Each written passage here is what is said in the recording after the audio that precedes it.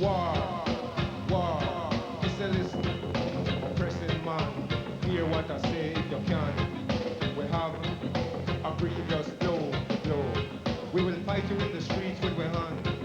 We have a plan. So listen, man, get ready to take some blow.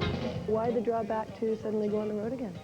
I was kept on getting requests for tours, you know, in Europe, and I couldn't keep on saying no forever.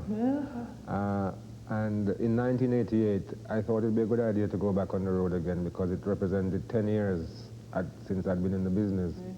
So I got together with Dennis Bovell and the Dub Band and said, let's do it one more time, man. And we've been doing it one more time since. People saying this, people saying that, both of you have today. Oh, the cars ain't no free and ain't no funny. I didn't know this, but you actually coined the phrase dub poetry, didn't you? I coined the phrase dub poetry, but I was really talking about the reggae DJs. I was writing a paper for a journal, and I just coined the term dub poetry as a convenient phrase to describe the art of the reggae DJ. I myself don't refer to myself as a dub poet. Oh, really? No. So what do you refer to yourself as? A poet who's working in the reggae tradition. So, I mean, if you have to put a label on it, I suppose you could call it reggae poetry in the sense that you have jazz poetry, you know, blues poetry, but at the end of the day, it's just poetry, you know, oral poetry. It was in April 1981, down in the ghetto of Brixton, that the Babylon them caused such a friction, that it bring about a great insurrection. You started off writing poetry with no music, and when you decided to put the poetry to music, I guess you might have been of two minds, because on one hand, it's a bigger audience that you're reaching when it's musical, and on the other hand, your lyrics probably get lost on occasion. Yeah, especially in a live context, where each member of the band wants to hear himself louder than the other, you know.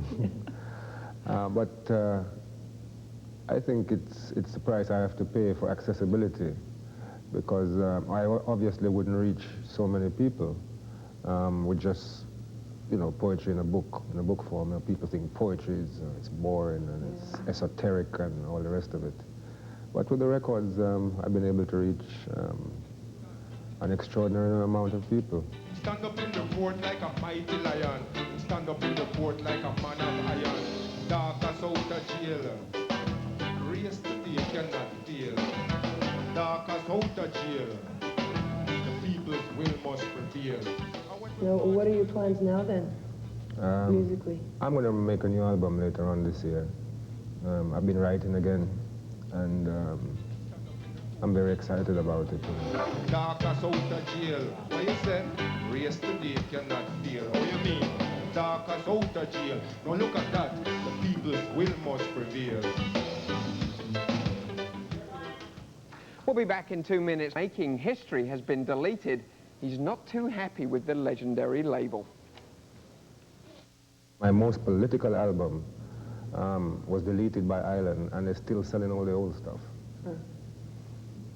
You know, Making History, I haven't been able to find that anywhere in Europe, and yet I could find my, you know, Forces of Victory and Base Culture and all the others, you know. And have you asked them for an explanation? One doesn't ask Island for explanations. I can't even find out how many records I've sold.